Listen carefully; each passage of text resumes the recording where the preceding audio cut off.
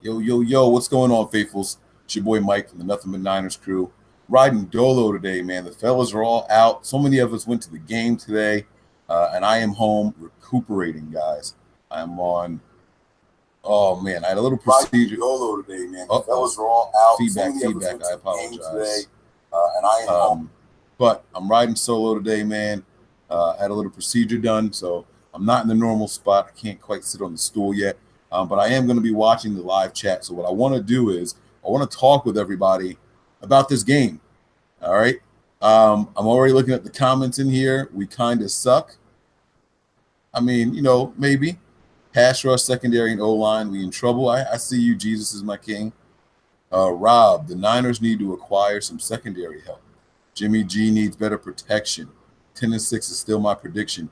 I'm going to hold tight to my prediction also, man.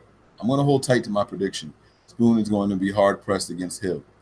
I'm not sure about who's going to cover Hill, man. Hill's got a lot of speed, so it's going to be a lot, man. But listen, fellas, and for the ladies that are watching also, I want to thank you guys for checking us out. Make sure you guys hit that subscribe button down at the bottom of the screen. Turn on the little notification with the bell there. All right, check out the website, www.nothingbutniners.com. And there you're going to be led to all the things that we have there, our social media platforms. We're on Twitter and Snapchat. Both of those handles are Nothing But Nine ERS. All right, and then we have Facebook and Instagram. Both of those are Nothing But Niners. They're spelled all the way out with spaces in between the words. So if you guys want to follow us there, you absolutely can. We have a podcast. It's on iTunes, SoundCloud, Stitcher, TuneIn, iHeartRadio, Google Play. All of those avenues that provide you with podcasts, we are there. You can search for NBN or NB Niners or Nothing But Niners, and we'll pop up, man. I guarantee you we'll pop up. We had an exclusive interview on the podcast recently, just a night or two ago, I think we posted that, and it featured Ian Williams. So a familiar face of the 49er fan base, all right? Our former nose tackle. So you guys, if this is something that you guys are into, man, we're going to be bringing you guys a lot of good stuff. So make sure you subscribe. Make sure you're watching, okay? Now, I want to get back to this game today. I want to get a pulse on everybody, and I'm sorry I don't have the phones and things like that set up. Again, I am working from a very, very restricted and confined area. I have never done a show from this seat before, but this is the best I can do with the situation that I'm in right now. So I apologize about that. But guys, the Chiefs are next. Now here's what I'm feeling. I've been watching some other shows. I've been looking at Twitter. I've been looking at the comments that were going on during the stream, and the fans are reacting as if we lost. Last week, I saw more positivity from the fans than I did this week, and we actually got a W. Now was it on the edge of our seats? Absolutely. Was it rough? For sure. Well, there's some things that we wish didn't go the way that they did. Absolutely. Did we leave some stuff out there? 100%. 100%. But we won, and the fans are flipping out. D-line can't sustain pressure for 60 minutes. They gas out. Emerson, that is a very, very good point. That's something that I'm going to talk about a little bit later. Our defensive line absolutely needs some help. 9 penalties don't usually win games. That's true, but when the opponents have 10, hey, it helps you out. When the opponents have a turnover and you don't, it helps you out. Niners, we got lucky for the W. That's very, very possible. I see a 9-7. That's not bad. We need Josh Gordon. Garcon really slowing down. Garcon looked pretty fast when he was down the field, blocking 60-something yards down the field for Matt Breida. I don't think speed is the issue with Garcon. I do think there's an issue. I don't think it's speed. The Lions made us look bad, and they suck. I don't think the Lions suck as bad as what people think. We did the preview show with the Lions fangirl, and I said on that show that in the third quarter it was 17-17, and then before the defense got a chance to get back out there on the field, it was 31-17. So when something like that happens, you have to abandon your game plan. You can't go down the field running the ball or making your regular plays. The Lions had to switch it up into desperation mode immediately when they fell behind that much. And so you didn't get to see the Lions' full game plan. If it weren't for the special teams touchdowns that happened the way that they did, or the pick six or things, or the turnovers and the quick touchdowns, the Lions wouldn't have looked as bad as they did last week. So I said it in the preview that the Lions aren't as bad as we thought they were, and the 49ers weren't as bad as we thought they were. So let me keep looking through these things. I'm going to talk about Josh Gordon too. I want to know, you know what? Let's go ahead and talk about it. I see another one. I think we need to get Josh Gordon and a pass rusher. So for everyone that's in this chat right now, yes, the 49ers are looking into acquiring Josh Gordon. All right. Do you guys think this is someone the 49ers should look after? Just do me a quick favor and just type yes or no. All right. And I'm going to break this thing down step by step. And I'm going to come back up to some of these other comments. But I want to do a yes or no. Do you think the 49ers should go after Josh Gordon? All right. Now, while you guys are doing, I see a yes. I see another yes. That's from Nick. That's from DS515. Lido says yes. Jonathan Rosa says yes. King UFA says yes. Yes. Yes. Gordon or Bryant? No. I see one no. No Gordon. Yes, yes, yes, yes, yes. Yes with stipulations. No, no, no. No stipulations. Just yes or no. Obviously, the team would work out the contract and things like that. So I've seen three no's and a ton of yeses. I'm seeing nothing more than no. I'm not talking about compensation. I'm seeing 4 no's. I see 4 no's. Here's why I think this is funny. I kind of think it's, I don't know if the word is funny. Yes, hell yes. I don't know if it's funny. I don't know if it's silly. I don't know if it's irony. I don't know if it's hypocritical. But the 49er fans are all yes, yes, yes on Josh Gordon. When we hate Eric Armstead, we hate how often Reuben Foster's injured. We hate Jimmy Ward, and it's not because of their play. Because when they're out there, they're good players. The issue is that they're not available. But now all of a sudden, everyone thinks that we should go after Josh Gordon. I don't get it. There's some things that people just simply aren't thinking about. Here's why I wouldn't touch Josh Gordon. It's not about talent. I believe that the young man is still talented. He's only 27 years old. He's got 24 years worth of play in him because he's been suspended so damn much. But the team, the Browns aren't going to sit there and pay your salary, pay for your medical equipment, or pay for your medical assessments and rehab and things like that, and then just cut you for no reason. Then there's a rumor that he showed up late to a meeting. There's another rumor that he has a hamstring issue now. But the Niners all of a sudden want to bring him in. Before we even talk about bringing him in, why were they just going to flat out cut him? There was something going on that the Niner fans don't know about. There's something going on there that we just flat out don't understand. I wouldn't be jumping and being so willing to make any kind of trades to just go and get this guy. And yes, if he is brought in, it's going to be with a bunch of stipulations and all that. But now we got to cut another wide receiver. Who are we letting go of? And if not a wide receiver, we got to cut someone. So who are we letting go of? Who's going to be the person that's going to go down so he can come up? There's just something going on that we don't know. Cleveland took care of this guy for 6 years. They got 2 seasons of play out of him. 2 seasons worth of games out of him. They paid his salary for 6 years. They paid his medical rehab fees for 6 years. And now they're just flat out willing to drop him. They didn't call around and look for trades. They didn't do anything like that. They didn't play with the waiver wires or anything like that. They just flat out, we don't want him anymore. And now we're like, oh, we got to get him. We got to get him. We got to get him. No, pause. Wait, time out. That's a lot to invest in somebody that you're just going to let go.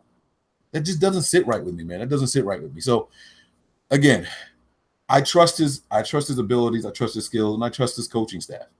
All right? If they want to bring him in, I'm not going to be mad. I'm not going to be one of those fans, oh, my God, we shouldn't have done it. We shouldn't have done it. We shouldn't have done it. I'm not on board with the whole, we gotta cut somebody and bring him in. We got to give up something in a trade.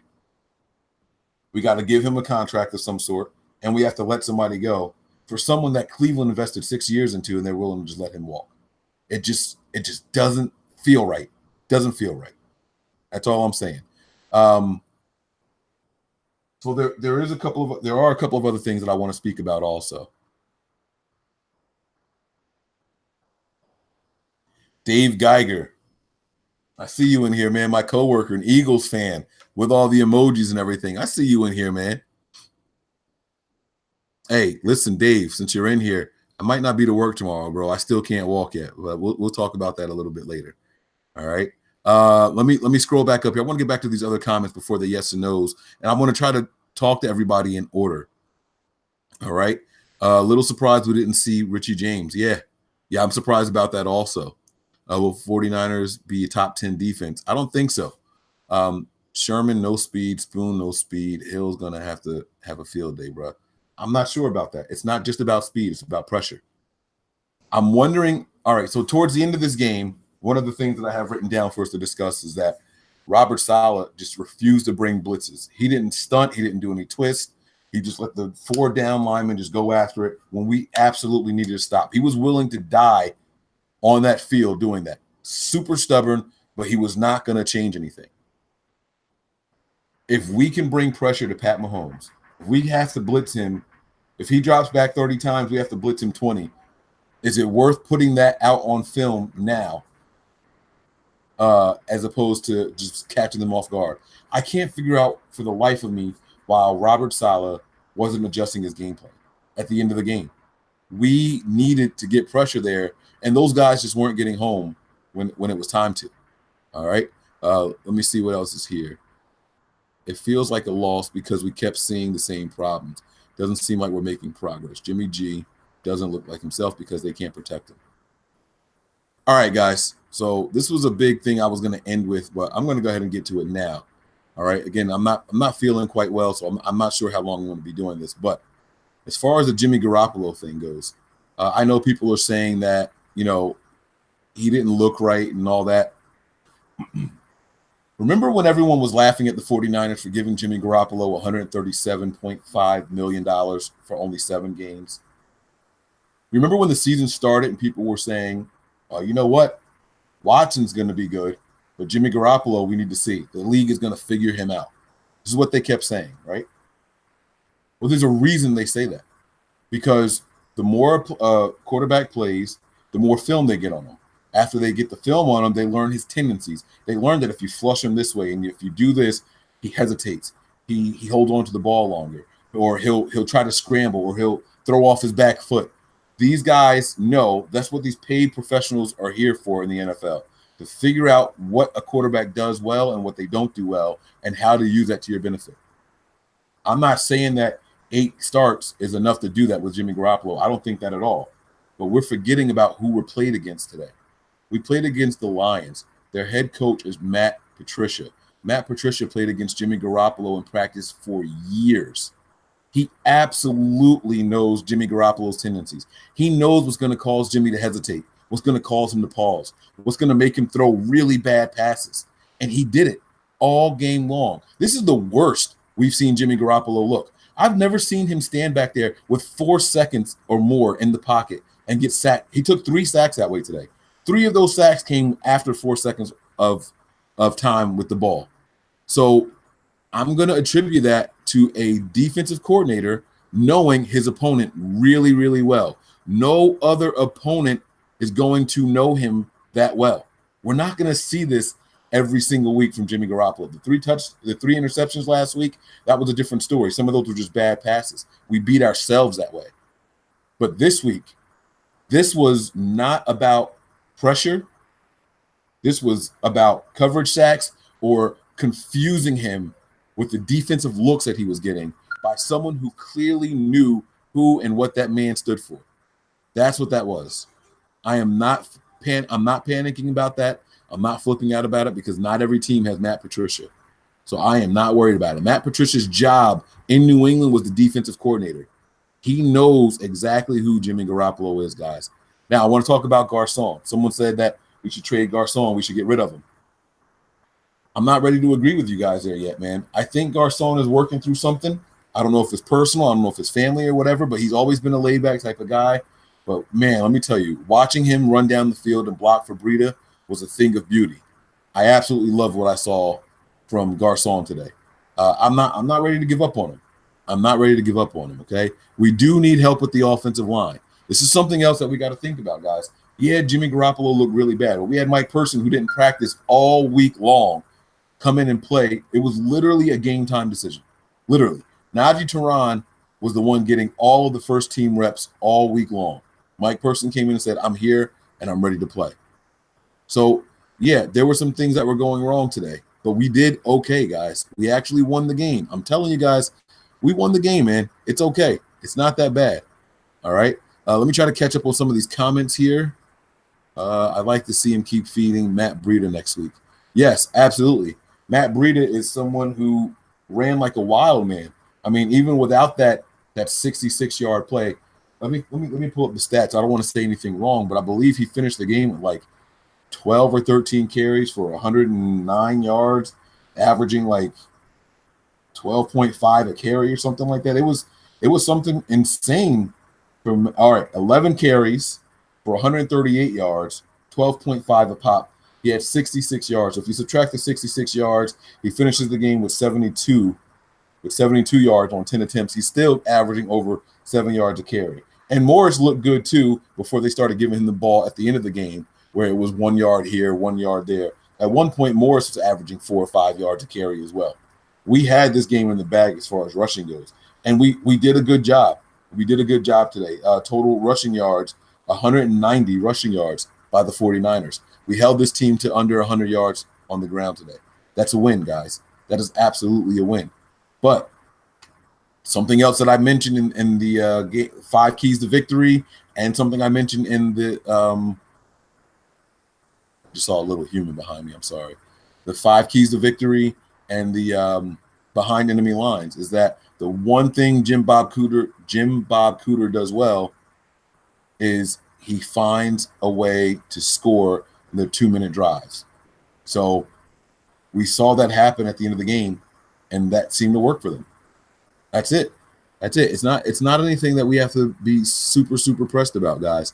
All right, let me read some more of these comments. I miss Terrell Owens. I don't have anything to say about that. Sal is very stubborn. I agree with that. I'm hoping we finally get to see Hill take his first real NFL hit when Foster comes to him.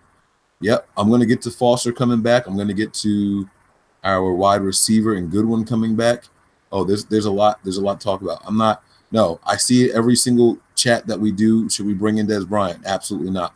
I don't think the team needs Des Bryant. Foster back next week. If the refs weren't on their A game and made that call at the end of the game, Detroit would have beat us. That INT was all Jimmy G. Absolutely, sure. I agree with you 100%. Jimmy G was sacked 6 times. That's not good. I agree with you there also. I'm hearing something. What is that I'm hearing? Is someone else in here? Yeah, I'm here. Oh, man, Stefan. How long you been in the room, bro? Probably like 3 or 4 minutes. Oh, you should have said something. I was looking at the comments, so I don't see this room here. All right, what's going on, No. man? Yeah, I wanted to go to bed, but the game is still in my head, so I thought, why not talk about it? Hell yeah, man. Overreact with me, man. Give us some thoughts, man. What's up? So I don't know if you heard my little theory on why Jimmy Garoppolo played so bad today, but I think it was the looks that Matt Patricia was throwing at him from the defensive coordinator who probably knows him best in the entire NFL. I think that he designed plays to confuse Jimmy Garoppolo based off of the things that he remembered from him being there in New England. And I think it worked. I think that's why we saw him take 3 of those 6 sacks after 4 seconds of holding on to the ball, not throwing it away, just leading Jimmy Garoppolo down the neck of the line. So you let me know what your thoughts are on Jimmy Garoppolo's play today. Yeah, I don't think it's. Oh, I hear feedback from you. Oh yeah. Hold on. Let me turn this down some.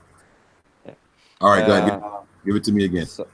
so I don't think it was necessarily the looks that Matt Patricia and the defense gave him. Um, you could see it on the broadcast. Basically every passing play or every sack play, they showed literally every receiver the 49ers had, and you could see everyone was in tight coverage. Like the defense, the Detroit Lions defensive backs, they did an outstanding job covering our receivers, and it didn't matter if it was George Kittle, Garrett Selleck, even Pierre Garçon. Dante Pettis didn't create too much separation as against the Vikings. Um, there were just not too many guys open, and that's also why one of the reasons Jimmy Garoppolo held on to the ball too long, because he didn't have his guys open like he's used to have them open last year, and even against the Vikings and their defense, guys were wide open all game long, and I think the cover guys from Detroit, they did an outstanding job taking away quick and easy targets and throws for Jimmy Garoppolo. So it wasn't necessarily the looks. And another reason I think Jimmy Garoppolo had a down game, he didn't read the field too well. You could see him lock onto receivers early and long. Even the interception that got called back, he stared down his receivers, and it was just not a great performance by him. I think he lacked a little bit of processing speed this game. Usually you can see him go through reads 1, 2, 3, and then hit the ball either to an open receiver or somewhere out of bounds. But this game was completely different. Jimmy Garoppolo looked confused, but I don't think it was necessarily because of the looks that Matt Patricia gave him. It was more in-game receivers taken away.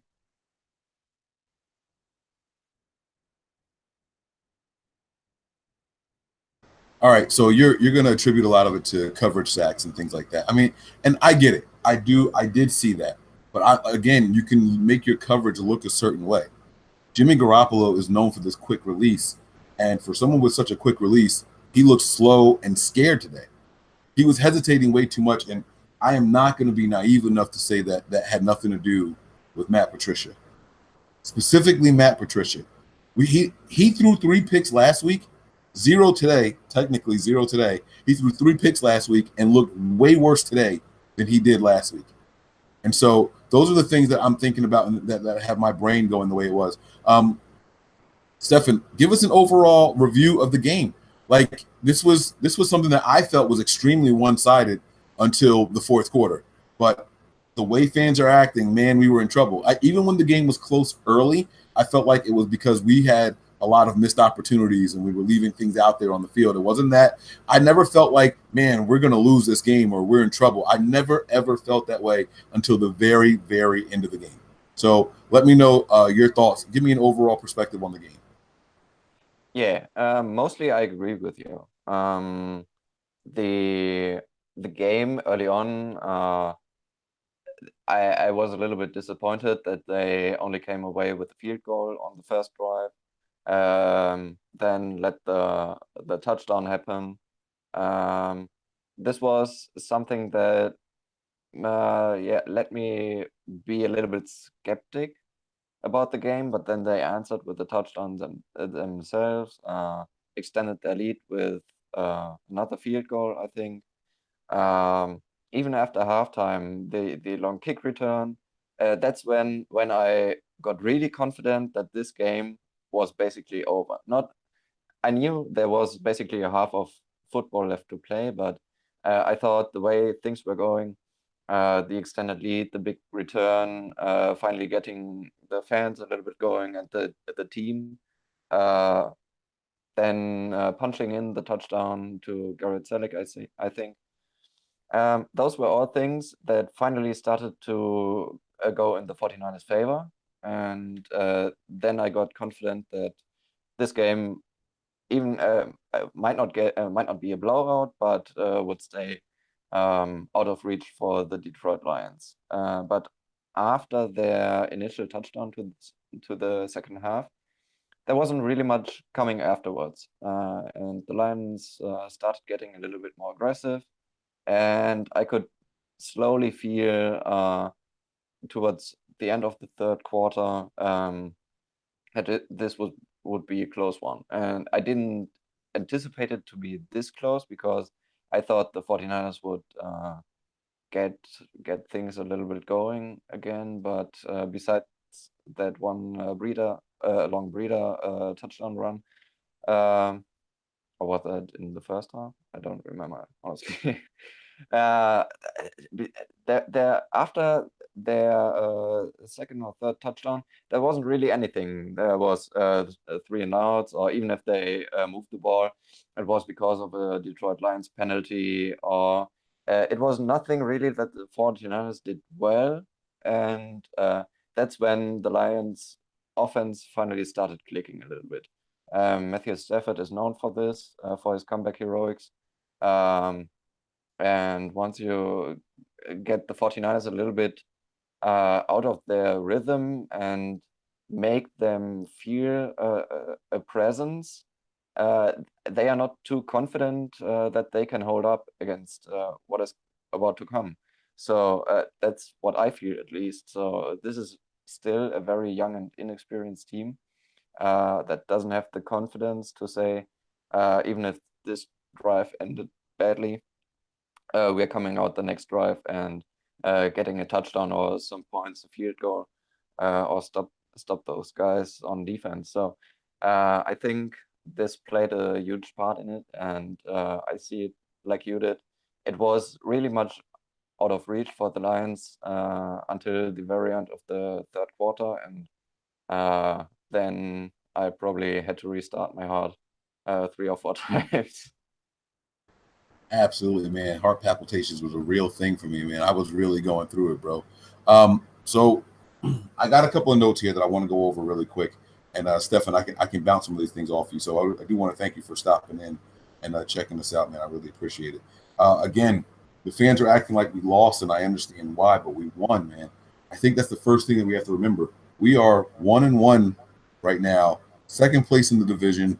Like, we're in a good place, guys. We started 0-9 last year. We're okay. We're making a lot of rookie mistakes. We look like a young team at times, but we are one of the youngest teams in the NFL. It's okay to look like that. All right. And that's why I still have us going 11-5, because I think we got 4 more games of beating ourselves. This could have been one of them, but we happen to get some. So here's the thing: we're going to win games that we're supposed to win. We're going to lose games that we're supposed to lose. And then it's going to be a little mixture of some of the other stuff in there. We're going to win some games that we probably have no business winning. If you look at just the last 17 minutes of this game, you would say the Niners had no business winning this game. But that's just not the case. The first 43 minutes, we actually looked really good. So I'm okay with that. You know what I mean? The other thing is, we have to stop beating ourselves up. People are saying that Shanahan and the wide receivers weren't getting any separation. All right, but they were getting separation. If you look at some of the windows that Matt Stafford was throwing the ball into today, that's not how we're used to seeing Shanahan get his wide receivers open. We're used to seeing these wide receivers open like college players in a Shanahan system. But we have to remember that it's not like that in the NFL. The windows aren't as big. If your guy, if your defender has his back to the quarterback and he's in front of the wide receivers in front of him in the NFL, that's open. That's someone that you have to take a shot and you have to lead your wide receiver. Jimmy wasn't pulling the trigger on plays like that. So we can't sit here and say that these guys weren't open. They were all coverage sacks. There was opportunities. Jimmy just didn't see them. Like I said, he was flustered or nervous. I see Nick is here joining us from Santa Clara. What's going on, Nick? How you doing, baby? What's going on, Mike? What's going on? Got in here with me too. What's up? What's up? Even though I have a voice, I had to talk as much as I can. Levi was a little loud today, but man, there's a lot of things, man. Just heard you on the tail end there. I caught the tail end, and me and Dylan were talking about it as well as Pops. Hey, Nick, bro, you're breaking up really, really bad over there. We're hearing every other word, and we can't see you either. I don't know what your reception's like, but we can't hear you, bro. That better? All right, better at the moment. Go for it. All right, can you hear us loud and clear now? Yeah, it's better. All right, so I want to check in. Like I said, it was loud over there at Levi today. But this game was really, really scary, man. And I caught the tail end of what you said. But sitting there in the stands and watching was it was hard, man, because there was a lot of things that Jimmy Garoppolo didn't see today, right? Yeah. I mean, not only did he not see when people were coming right at him, but I can count at least 3 times just from my memory where Dante Pettis was wide open and he threw it somewhere else. And I mean, a lot of the time it worked out, but it would have worked out better if he had thrown it to Pettis. It would have been a bigger game. Yeah, and that's, I mean, I wanted to touch on that a little bit too. And like Pop said, you know, the second quarter, Garoppolo looked really flustered. He looked like he didn't want to throw the football anywhere. He just didn't look like himself. You know, for the second quarter. I think he got better in the third. I think he definitely did get better in the third. But still, Mike, I'm still worried about this execution in the red zone, bro. Like, if it wasn't for the Breida long run, you know, it wasn't for the long, and the long thing, a couple long drives, we still had field goals where we should have capitalized and scored. You know, the red zone for me, man, is still worrisome, man. I still haven't seen it. I don't know. Akello got picked on a lot today. In my eyes, you know, obviously they didn't really go to Sherm too much. But what did you think of Akello? Akello really made me mad today because there was one play where he had the defensive holding and he didn't even make the play after that. So Akello was struggling a lot today. I hope that it improves as we get on a little bit more. Just it comes together a lot better. But like he said, Sherm, nobody wanted to target Sherm. On that defense, Fred Warner looked pretty good again today. Elijah Lee actually surprised me. I thought he played pretty well. And before we're done here, because we're probably really loud, I want to officially say I have joined the Matt Breida train. I will now. I will no longer hate on the Matt Breida train. I'm all in. All in. You still don't have me on Solomon Thomas, though. Yeah, man. Breida had a really good game today running between tackles. I mean, he looked like the type of running back that we need. Not saying that he's a superstar or anything like that, but I think that he can carry this team with the run game. Barely any passing coming out of the backfield, though, to the running backs. Something else to be concerned about. Why are we taking that out of our game? So, Mike, I don't know if you're still in here or not because I can't see you. So, but yeah, I mean, that's just our observations, man. And I'm here, bro. In there at the game, you know, it was a close game. It was definitely ugly. It was definitely ugly on terms. I mean, up and down. There's no reason that game should have been that close. Not even a chance. Yeah, so that goes back to what I was saying before you guys jumped in here.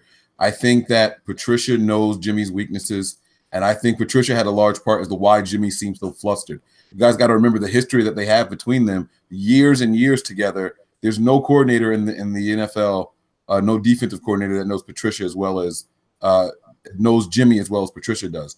The other thing is I did see open players and stuff also, like you guys were saying, and like I said, people are trying to give Jimmy Garoppolo the benefit of the doubt. Fans are making a lot of excuses for Jimmy Garoppolo, and I don't think they should. And you're making one right now about Matt Patricia. He played horrible. That's not an excuse. That's not an excuse. I'm saying that I think Matt Patricia knows Jimmy Garoppolo really well, and he knows how to confuse him, and I think he did it. That's not an excuse. It's saying that it worked. Oh, if that pick six doesn't come back, we lose this game on Jimmy Garoppolo again. Absolutely. I'm not arguing that. I mean, I don't know, man. I'm scared about Jimmy Garoppolo right now. I am literally scared about Jimmy Garoppolo running this team. Is he better than what we've had? Yes, absolutely. Do I think that right now this team is still, you know, like an 11-5 team? I don't. There's no reason that we should have let Detroit back in that game today. Not a single excuse. Our defense missed tackles again. Red zone, horrible. The entire game, there's no reason. Breida breaks a long run. Yes, we get a couple times where we got good field position, but other than that, we played like shit. We did not deserve to win that game once again today. Yeah, and this is what I was talking about earlier with missed opportunities and things like that, where we allowed 28 points to go ungarnished with the Vikings last week. This week, we squandered a lot of opportunities, and we still put up 30 points. That's why I'm saying that this team is going to get it together. We have the right play callers. Kyle Shanahan knows what he's doing. It's a matter of execution. These guys have to get confident in their skills. They have to be able to operate and do the things that Kyle is asking them to do, and we will perform much, much better. And that's why I'm not worried yet. That's why I'm not stressing out right now, because I know that the team is going to figure it out. We have a very young team. They're going to make stupid mistakes, but they're going to get better. People are killing Akello Witherspoon, but in my opinion, I think Kawan Williams was probably just as much of a liability today, if not more. Stefan, I want to get your opinion on that. What do you think of Kawan Williams in the slot today? Yeah, he got worked, but I wouldn't say he was worse than Witherspoon, because Witherspoon, he gave up, what was it, 2 touchdowns basically. He or was involved in giving up 2 touchdowns. He had 2 stupid penalties or untimely penalties back to back late in the game. He got worked by Marvin Jones, by Kenny Golladay, by Golden Tate in some instances. It's like I said in the group chat, some days you're and some days you're the tree. And today definitely was a day where Witherspoon and Kawan Williams both were the tree. It was just that. To be fair, though, the Detroit Lions wide receivers, Golden Tate, Marvin Jones, Kenny Golladay, this is one hell of a trio. So I wouldn't, I don't know how many wide receiver calls I would take over those 3 first guys. Golden Tate still produces. I think he's the only receiver to have 90 or more catches a season over the last 4 years. Marvin Jones was buried in Cincinnati and flourished under Jim Bob Cooter and in the Detroit Lions offense. He got to show that he's also a number 1 wide receiver. And then they drafted Kenny Golladay, who I know a lot of guys of our group were high on last year before he was drafted. So this is a great receiving call, but Witherspoon and Kawan Williams, they both definitely need to play better. And I think Witherspoon just stood out more because he got really picked on late in the game. Stafford threw every other pass in his direction and completed most of them, and it just jumped off the screen, I think, watching the TV broadcast.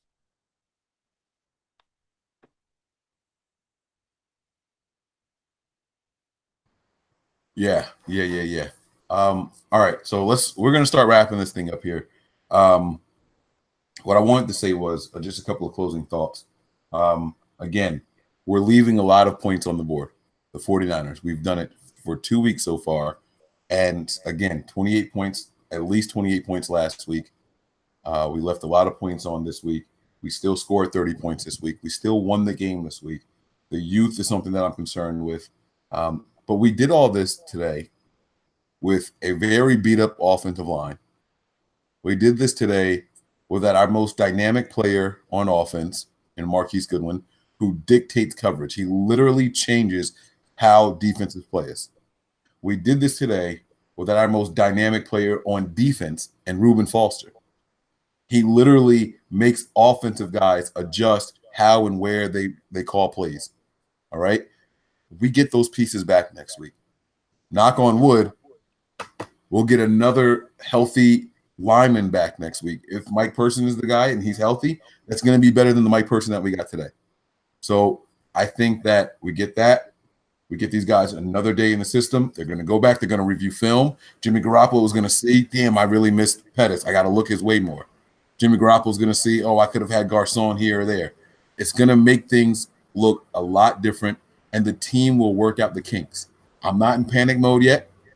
I'm holding true to my 11-5. Stefan, man, if you had to give us a season prediction right now, how do you have us finishing up so far, man?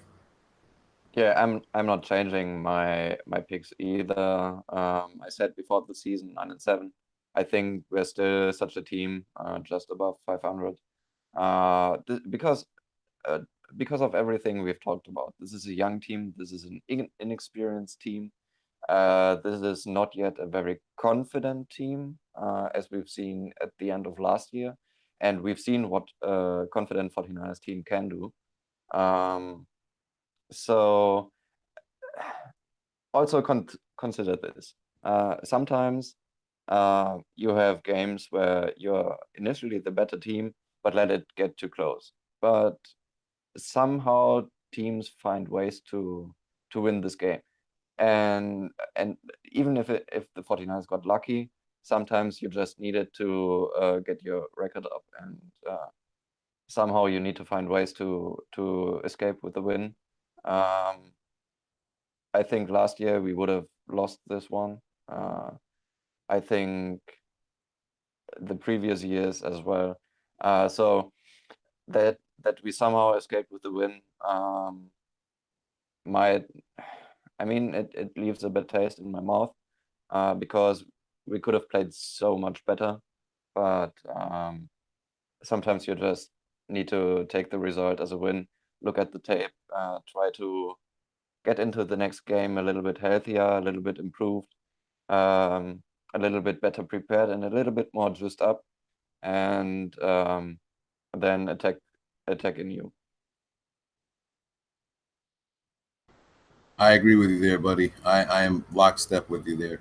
Just take a step back, take a deep breath, appreciate what's happening, good and bad, appreciate it all, and take it for what it is. Accept the results. You know what I mean? We won today. We're not going to be able to change that no matter what we say. Our words aren't going to make the team any better or any worse. So it is what it is. But I did have fun watching this game, man.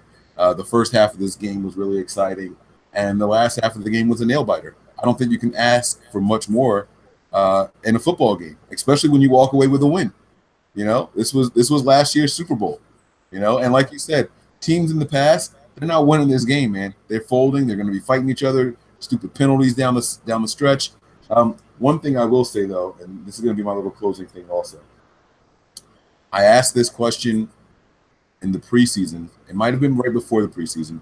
To I think we were doing a roundtable, and it's, do you guys consider this Jimmy Garoppolo's first year in the system because of the little, you know, he had the Shanahan light playbook last year, or do you consider this his second year in the system? And everyone was so excited, and everyone wanted to say this is year two in the system. We're seeing now that he's not operating like this is year two in the system. We've seen Shanahan already through 2 weeks yelling at Jimmy Garoppolo on the sideline, and I quote, just throw the fucking ball. We've seen it already. This is not year two for Jimmy Garoppolo in the system. Go back and look at Matt Ryan's stats for year one in the system. I'm sure Stefan knows them. You wrote about it. You did a comparison on it and what to expect from him, and you can tell that that's just not how it's going to be, right? Yeah, I don't think I looked up Matt Ryan's stats, but I looked at what Jimmy Garoppolo did, and I looked at what of the past 12 years every top 10 quarterback did. Um, I mean, it was basically, it's at over 4,000 yards, a touchdown interception ratio of 2.5 to 1, around 8 yards per attempt, and a quarterback rating close to 100. That's basically the average top 10 quarterback, and I don't think expecting that from Jimmy Garoppolo was too much to ask. But you can clearly see that this is still a learning process for him, that he still has ways to go before he's a master in the system. And I think Oscar Aparicio from the Better Rivals podcast said it well on the recap podcast of the Vikings game. He basically said last year Jimmy Garoppolo didn't think. He got the play call, he knew the routes, what the routes were, and just threw the fucking ball. And this year he knows the why and why they're doing things. And I think that gets him a little bit to thinking about it in the pocket. And I agree with Oscar there. He said it as well. And so far in the Vikings game, you could see it. But this was just yeah, a guess by then. But we saw it today as well. So this might be what we need to expect from him going forward. That he thinks a little bit too much about things, and maybe it gets better down the stretch. Maybe he finds a groove at some point, but he definitely doesn't look like he's yet fully mastered what Shannon asks of him, and just knows where to go pre-snap and just throw it there or throw it away. I don't think he's yet at that stage. Yeah. Yep, I agree with you. Luke Walsh is asking, is Garoppolo playing less instinctively now that he has the playbook? Yeah, I agree. I think that's exactly what it is. I think he's overthinking, which is basically what Stefan just said. And he's got to remember that not overthinking is what got him that big contract. He's got to learn to balance it out. It'll come with time. It might be week 8. It might be the second half of the season. But again, this was supposed to be the toughest stretch for us these first 4 games. We're 1-1. We have a very tough opponent coming up next week in the Kansas City Chiefs. That offense seems to be on fire. But we get our fireball back ourselves on defense. So it's going to be a lot of fun. I'm hoping to see some pressure coming. Really quick, Stefan, I'm going to hit you with this, and then we're going to get up out of here. What do you want to do about the safety position? I don't know what Tart's injury was. I didn't see the reports afterwards. Should we bring someone else in, or what? How do you feel about the safety position?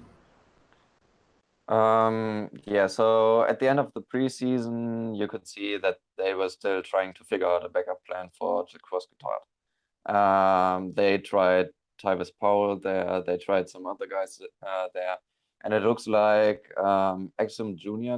got the gig.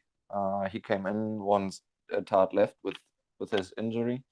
And I don't think I'd bring someone in. Maybe, I mean, the obvious name is Eric Reed. He played here last year. He's still a great safety. The question is, though, for what price do you bring him in? How long is Jaquiski Tartt missing? Because I don't think you bring Eric Reed back if Tartt is back in against the Chargers.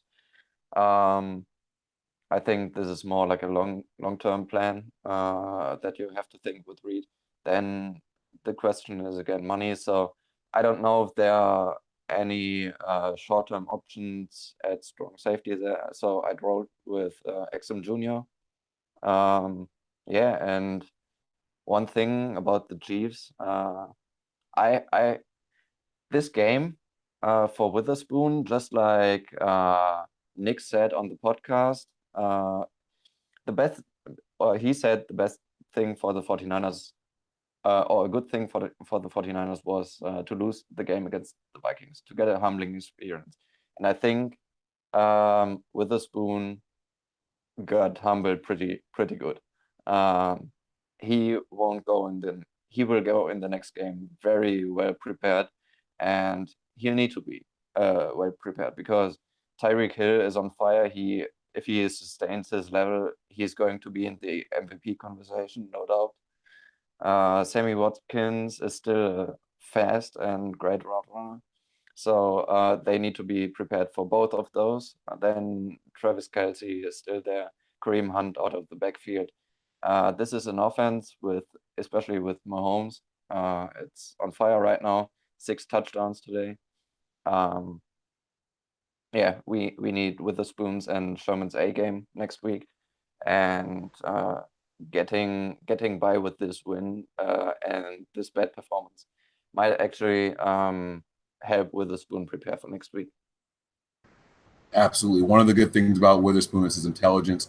He rarely makes the same mistake twice. I don't expect to see Witherspoon playing out of place and playing as poorly as he did this week. So that's going to be it for us, guys. We want to thank you guys for tuning in. Sorry it took so late for us to get started. But again, I want to thank you guys. Stefan, man, a big shout out to you. I know it's late over there. I really appreciate you hopping on with me, man, and keeping me afloat a little bit while I'm a little under the weather. Guys, you be safe. Stefan, let everybody know where to follow you on Twitter. Yeah, you can follow me on Twitter at JAV95_. Basically there to talk 49ers, sometimes a little bit soccer. But this is the reason I joined Twitter 3 years ago. And yeah, you can find me there. All right. Now before I wrap this thing up, I see our man Eric just popped in. Croc, what's going on, man? Coming live from the game, man. You got any closing thoughts for us? We were about to wrap it up, but we need an edge rusher. We need a goddamn edge rusher. That's all I want to say. Like, you know, everybody's going to put it on the secondary and all that. Man, we need an edge rusher. And you know me, I'm like, oh, we can get pass rush by committee or, you know, interior rush. We need an edge rusher. It was an issue today. That game was possible for the Lions to come back because we don't have an edge rusher. Akello Weatherspoon did not have a good game, but ultimately that game looked the way it did because we have no edge rusher. That's all I want to say. My man, come in and dropping that biblical truth, man. Look, we said it. I said it all year. I was like, look at how many drafts we've had. Look at all the free agents we brought in. Why you draft Solomon Thomas like that? And it's like, what is he doing? He doesn't, half the time he's not even on the field. More than half the time he's not even on the field. It's weird because the game, it feels like a loss, even though it's a win. And it's a great win just on some, like, it's always good to focus on things you need to clean up, and you got to win doing it. But just some of the things is like, I don't know if there is an edge. And then it's like, some of these coverages that Salah is calling, okay, so we don't have a great edge rusher. So why do you keep going to zone? You have to go to more man. Why don't they run 2-man coverage at all? Like, not one time did I see them run any type of 2-man. So you have these corners on the island. You have Akello Weatherspoon that's struggling. There's no pass rush, and you still stay with the single high safety where pretty much the corners on the island like that doesn't make any sense to me. But that's it. I'm done. I know you're wrapping it up. Nice. All right, I'm sorry. My little mute button toggle was delayed, so I was hitting it and it was going off and on. But listen, no, you speaking the truth, man. People have to understand that it's not all sunshine and rainbows, and we're not doing everything perfectly. You know, the last 2-3 drives for the Lions, I'm like, yo, can you please blitz? Can we please blitz? Because the 4 men ain't getting. They weren't even stunting no more. They were just lining up and going straight.